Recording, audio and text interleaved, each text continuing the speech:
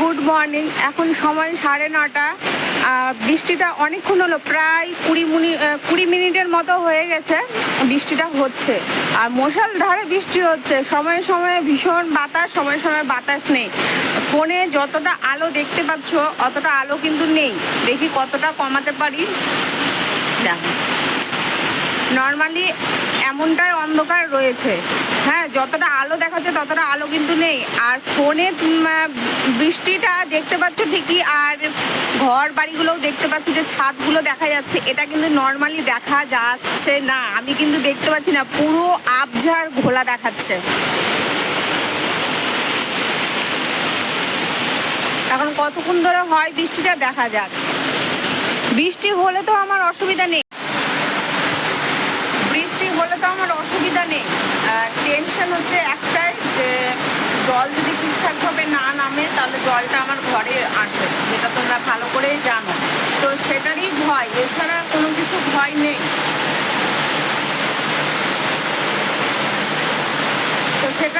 এছাড়া কোনো কিছু ভয় নেই। দেখা যাক কতটুকু কী হয়। বৃষ্টি হলে তো অসুবিধা নেই, বৃষ্টি হোক, আমার বেশি ভালো লাগে। বৃষ্টি দেখতেও ভালো লাগে, বৃষ্টি যে সারাদিন যদি হয় তাও আমার ভালো লাগে।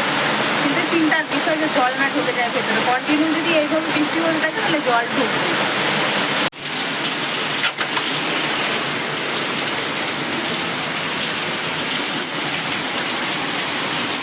দেখতে পেলে জল কতটা এখানে ভরেছে, জল কিন্তু নামছে, না নামার না দেখা।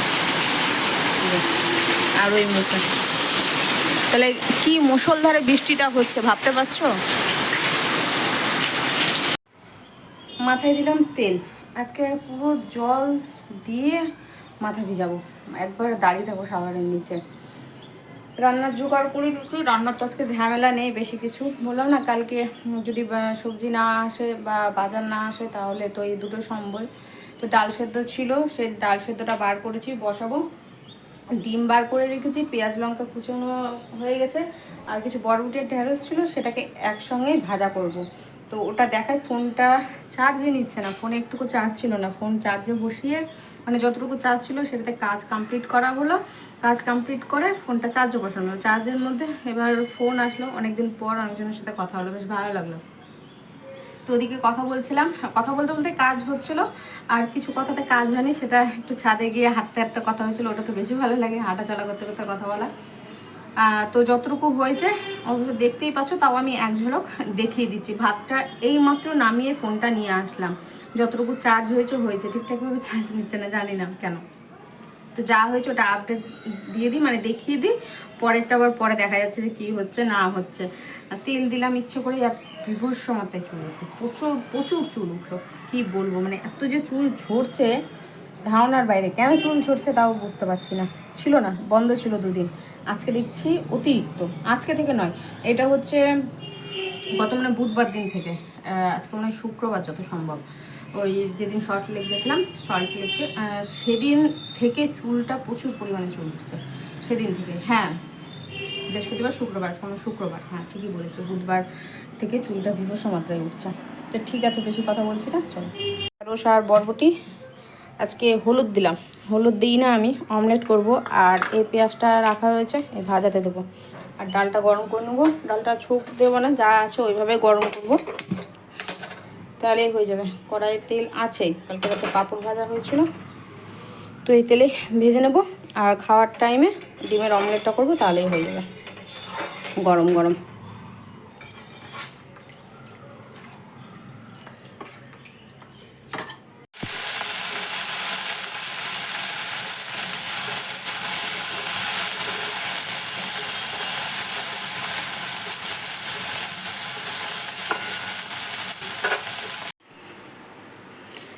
স্নান সেরে এইমাত্র আসলাম, ডিম ফেটিয়ে রেখেছিলাম, জোটোর খাওয়া কমপ্লিট। এখানে এই যে দেখেছি কিনা মনে করতে পারছি না, একটুকু মনে পড়ছে না, ভাজা। এখানে ডিমের অমলেটটা বসবো, আর এখানে ভাত করলাম, এটা আতপ চালের ভাত আছে বলছি আমি। ডিমের অমলেটটা করে নিই, অনেকটাই দেরি হয়ে গেছে আজকে, 3:30 বাজে। যাই না, এই ভাজা আর ভাত করতে 3:30 কী করে বেজে গেল আজকে। মাথায় তেল দিয়েছি, এবার ভেজানো হয়েছে, ভীষণ গরম লাগে, মাথায় তেল দিয়ে জল পড়লে না খুব গরম লাগে। আর আতপ চালে ভাতটা করার একটাই কারণ, চালটা খুবই কম ছিল, এবার রাত পর্যন্ত ভাতটা হতো না। আর রুটি করার ইচ্ছে ছিল, তো এবার রুটিটা করতে গিয়ে দেখছি রুটি দিয়ে খাওয়ার মতো কোনো কিছু নেই। এবার একটু ভাজা বা তরকারি দূরে, একটু ভাজাটা ঠিকঠাক থাকলে না দেখবি রুটিটা খাওয়া যায়। তার জন্যে আর রুটিটা করলাম না, আমি আতপ চালের ভাতটাই করে নিই। আতপ চালের ভাতে কী বলতো, একটু ঘি নিয়ে নিলেই না গন্ধে খাওয়া যায়, খুব ভালো লাগে খেতে। কারা কারা পছন্দ করো আমাকে একটু জানিও। আর ডিমের অমলেটটা এখন আমি করে নিচ্ছি। ডিমের অমলেট দিয়ে ঘি নেবো আতপ চালের ভাতে, তাহলেই হয়ে যাবে খাওয়া। আজ দেরি হয়ে গেল, অনেকটা দেরি হয়ে গেল।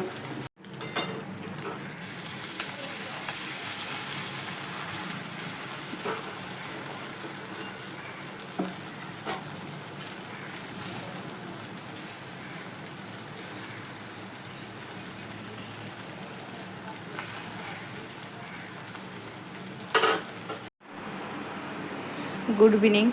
এই হলো আমার বিছানার অবস্থা। বালিশে দেখেছো আমি কিন্তু একাই ঘুমিয়েছিলাম।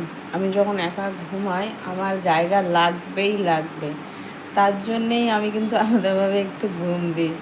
কোল বালিশটা ছিল মাথা, এটা ছিল এই সাইডে, এটা ছিল এই সাইডে, আর এই পুরো রাজত্বটা ছিল আমারই। আমি যখন কাটে থাকি আমারই রাজত্ব থাকে। তো ভাবলাম যে একটু দেখায় তোমাদেরকে, তাই আর কি ইচ্ছে হলো দেখানো, তাই দেখিয়ে দিলাম। একটু রেডি হয়েছি, এখনও পুরোপুরি রেডি হতে পারিনি, পুরোপুরি রেডি হব। বাজার দিকে যাব, লাইটটা একটু কম বলে অন্ধকার অন্ধকার লাগছে। চুলটা উঁচু করে আটকে না, মাথায় তেল দিয়েছি তো, আমার কত চুলটা কালো লাগছে তাই না? চুল কিন্তু কালো নেই আমার, চুলটা ড্রাই হয়ে গেছে, নষ্ট হয়ে গেছে আমার চুলটা। তাই একটু রেডি হয়ে গেলাম, এবার পুরোপুরি রেডি হয়ে বাজারে যাব।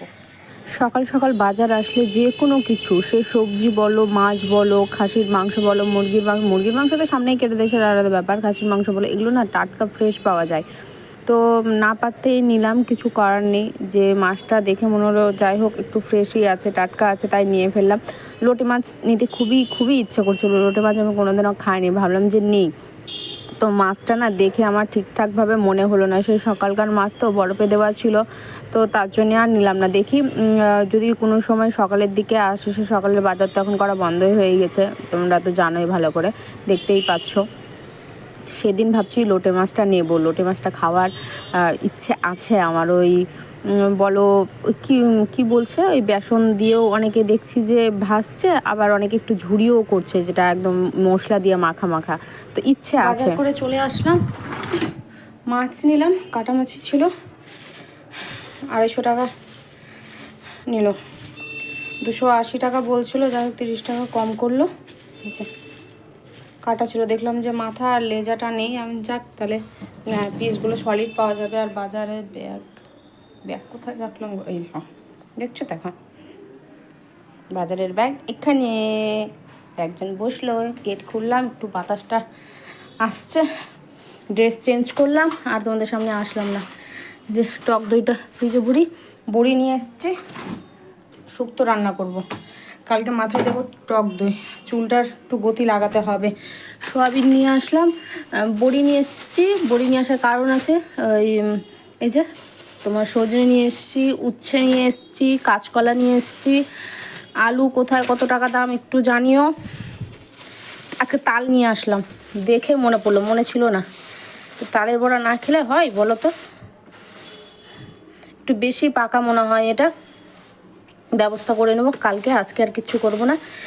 কলমি শাক, হেভি সবজির দাম, হেভি হেভি, আমার মনে হয় ওই ফোটার জন্য সবজির দাম নাকি কে জানে, এই ফোটা বুঝি সরি, তোমার রাখির জন্যে দাম নাকি কে জানে বাবা, এত দাম নেওয়াই গেল না। এই যে নিয়ে আসলাম, এই হলো বাজার। লাউ বলছে 40 টাকা, তাও বেশি বড় না, এই সাইজটা লাউটা, ওটা একবেলাও হবে না ঠিকঠাকভাবে জোড়োর। আমার দাম শুনলে তোমরা হাসবে, আমি 25 টাকা দাম বলেছি, এক জায়গায় বললো 30 টাকা, আমি ওখানে বললাম 20 টাকা। লাউ নিলাম না, পেঁপে নিয়ে এসেছি, আর কুমড়ো নিয়ে এসেছি, হয়ে যাবে, টেনশন নেই। সোয়াবিন তো আছে, পেঁপে সোয়াবিন দিয়ে কুমড়ো দিয়ে জোটোর একটা তরকারি হয়ে যাবে, টেনশন নেই। আমাদের খাওয়ার টেনশন নেই জানো তো, মানে ও খাওয়ারে একটু সবজিটা না বেশি পছন্দ করে, নিরামিষ খাবারগুলো একটু বেশি পছন্দ করে ও। ওকে নিয়ে একটু টেনশন হয়, এমনি কোনো কিছু আমাদের টেনশন নেই, আমার টেনশন নেই। আর একটা টেনশন হলো খাইয়ে দিতে হয় ওকে, 24 ঘন্টা আমাকে খাইয়ে দিতে হয়, এটাই। আর মাছটা ভরে দিয়ে এখন করবো না রান্না, দেরি আছে, কটা বাজে, 8টা 8:30 হবে, 8:30 বাজে, এখন করবো না, ফ্রিজেই রাখি। একদম লঙ্কা ছিঁড়ে ঝোল করব। দুপুরের খাওয়াটা তো দেখতেই পেয়েছো, রাত্রে একদম গুঁড়ো 3টে মাছ, লঙ্কা ছিঁড়ে একদম পাতলা ঝোল, ঝামেলা ছুটি।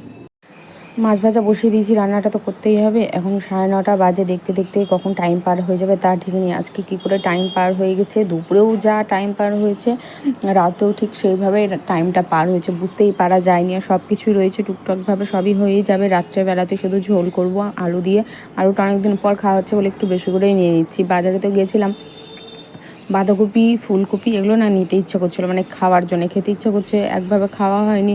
বাঁধাকপি বলছে 60 টাকা কিলো, আর ফুলকপি দেখতেই পেলাম না। আর যাও বা ওই মাছ আনতে গেছিলাম যেখানে, সেখানে গিয়ে ফুলকপি দেখতে পাচ্ছি তো যা দাম বললো, ওরি বাপরে, তার থেকে ভালো মনে হয় 2 রকম সবজি চলে আসবে বা 3 রকম সবজি চলে আসবে। আর এখানে শুধু লঙ্কা চিড়ে ঝোল হয়েছে, আর এখানে চিকেন মশলা দিয়েছে, আর কোনো রকম কোনো মশলা আমি দিইনি, এমনকি লঙ্কার গুঁড়োও দিইনি। তা কেমন লাগলো অবশ্যই জানিও। আর এখানে শেষ করলাম। আর এই যে মাছের তেলটা ভেজে নিয়েছি আমি। আজকে আবার একজন বাবু মাছের তেল খেয়েছিল আমার ভাজা, তো খুব ভালো লাগছিলো খেতে, কেন মাছের তেল ভাজা তো ও খাই না। তো চলো, ঠিক আছে তাহলে, আজকের মতো টাটা।